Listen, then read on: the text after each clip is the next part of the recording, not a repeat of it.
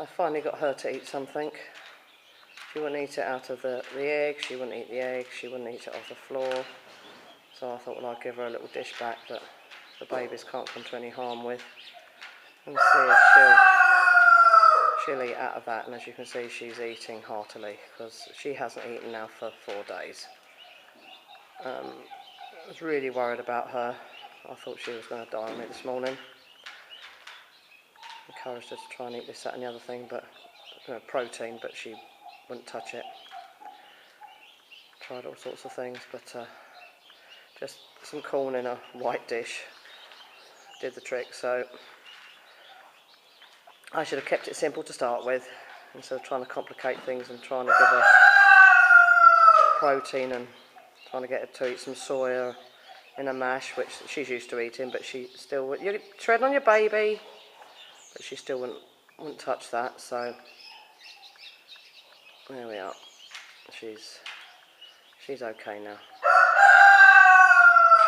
Very concerned about trying to keep her babies warm, but she's looking after number one first, so that's good. You can't eat that little one, you've got your egg there. Let your mum eat in peace. All very exciting. Those are hatching and they look quite dry. Didn't hear anything going on this morning, so I'm wondering if she hatched them out last night. There's 4 I can see.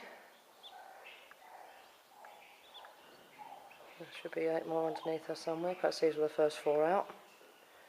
But I didn't hear anything going on last night. This morning when I came in, she was elevated off the nest, and I could see at least 5 eggs that didn't look as if anything was happening. They just looked like ordinary everyday guinea fowl eggs. They didn't seem to have any cracks or any holes or anything in them, and she was moving them around. So unless these ones that are out already were behind her and it was just the very front ones I could see, perhaps she'd moved those to the front because they hadn't yet hatched and the hatchlings were at the back of her or not, I don't know, but there certainly didn't seem to be anything going on this morning. But by the looks of it, these have been out for quite some time. Very active, very much alive, very feisty. So that's brilliant. Brilliant news.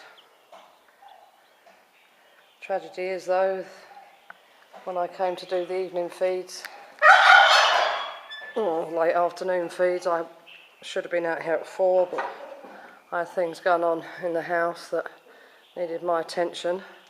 So I got out here at 5 instead, to find that old broken shoulder here had squashed, laid on or done something with one of her babies. I think it was probably the smallest one, but that was dead just in front of the feeders there. They were all eating very well this morning, including broken shoulder. She only picked at the mash yesterday and only had 1 or 2 bits of corn, and I honestly thought she was going to die on me, but this morning I decided not to put any corn in there and just give her the mash, as she's been used to having mash with the others, as they all have been used to having mash, except for Maud. She's the only one that's ever had mash. She's only ever had corn and oats and barley and wheat, but she's had the mash with the others, and I was fattening them to put them in the freezer, which hasn't happened. Well, the remaining 6 anyway, but she was tucking in with great gusto to the mash, and as you can see, she's unfortunately scraped a lot of it out as well on the floor, which is just marvellous for the mice. But she was doing so well, she was so careful. She was walking slow motion and lay down very, very slowly, and then flop, making sure that none of her babies were anywhere near her, then call them all under her far more gently, far more delicately, and far slower than Maud did and does. So why that one got squashed or died, or I really don't know, unless it was just maybe a bit weaker than the others and was just laying there, and she unfortunately trod on it. Although it doesn't look as if it's been trodden on. It looks more that it was laid on. Not squashed, but just laid on, so perhaps she put her leg on it and didn't actually squash it, but pinned it sufficiently enough to not allow it to move. Then of course it would have just died of stress and shock. But that was really tragic, because I honestly assumed and hoped that because she was so quiet and gentle and slow and very, very aware of all her babies all the time, and she didn't have that many, she only had 14, that she'd almost count them all to see where they were and then lay down or move.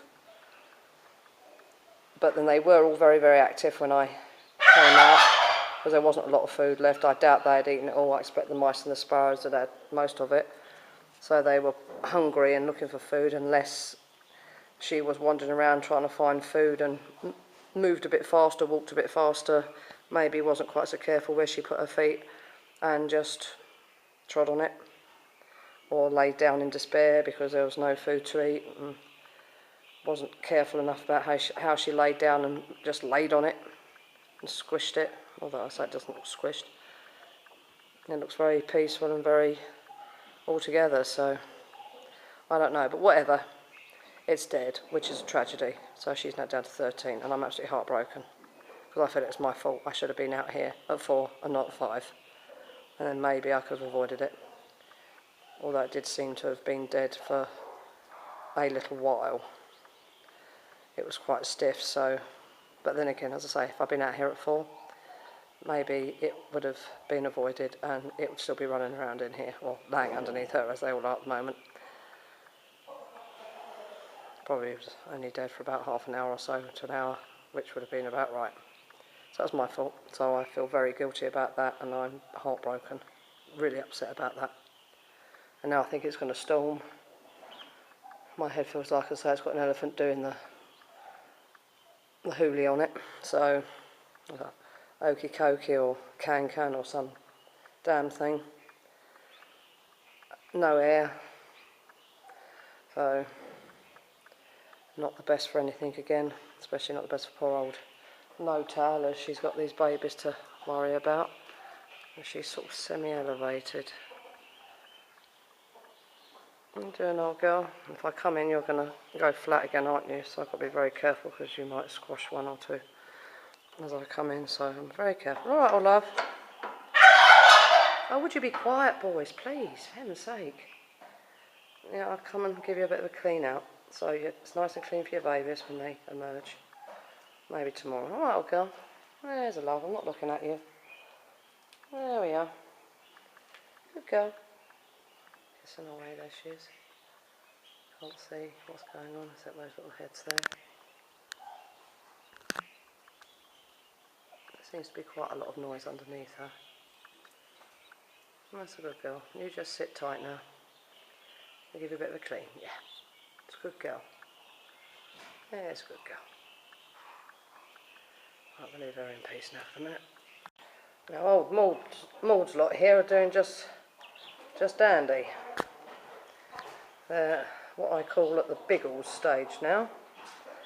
These great long wing feathers.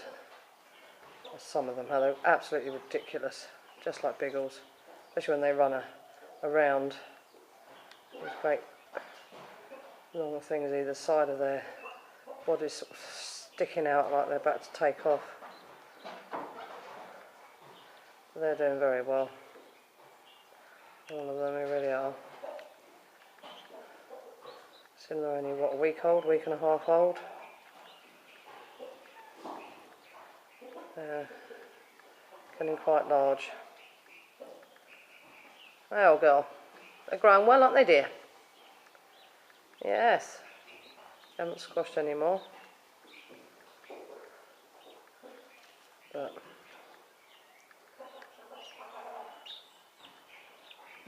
pleased with them. She's fine with 25, so I can get rid of the other 3 big ones, the 2 males and the female. Still not do that female, I just wish she would go broody. Because the guinea fowl, the female guinea fowl that was broody, isn't anymore. She's not interested, so I've got 17, 18 guinea fowl eggs. 2 I think I'm going to take out because they're quite a bit behind the others. But I don't know what on earth to do with them. If she'll just go broody, then problem solved, but I don't think she's going to. But such is life. I'm just going to see if I can get old Broken Tail maybe to come out for some breakfast, so I can have a quick look in the nest to see what's going on, if anything. See if there's any unhatched eggs.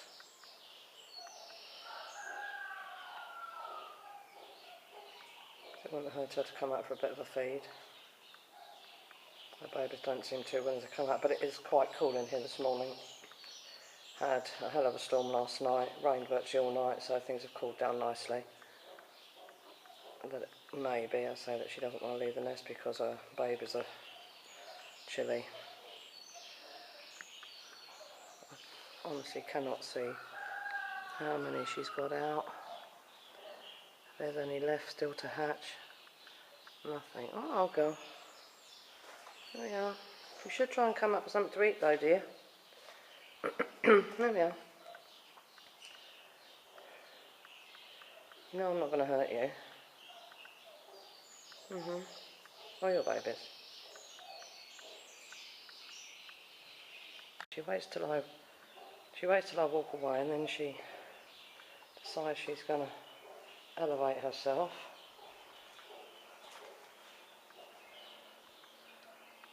And now she's gone down again, so I still can't see, so I give up. Well, she's out of the nest with her babies. 11 seem to be out. I've got one here that isn't that cold, so whether that's alive or not, I don't know. I shall take that into the house now and check that after I've removed the shells and go and get her egg for the babies. So hopefully she's got 11 out, which is brilliant. Okay. Well, this is the egg out of No Tail's nest. I didn't think it was alive, but it is. It's moving, just. But I don't really hold out much hope for it because it's 4 days behind the others, obviously, because it's there hatched and rushing around. So I don't actually hold out much hope for it surviving. But we shall see. I'll keep it in here for another 3 or 4 days. See what happens. I don't know if you can pick it up moving there. It is actually moving around.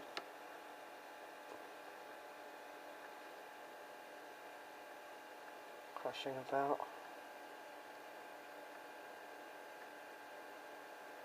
Reasonably well, but I don't know why it's so retarded compared to its nest mates that are all, I say, out and ready to eat. So there's something wrong with it somewhere. But we'll see. We'll see what happens.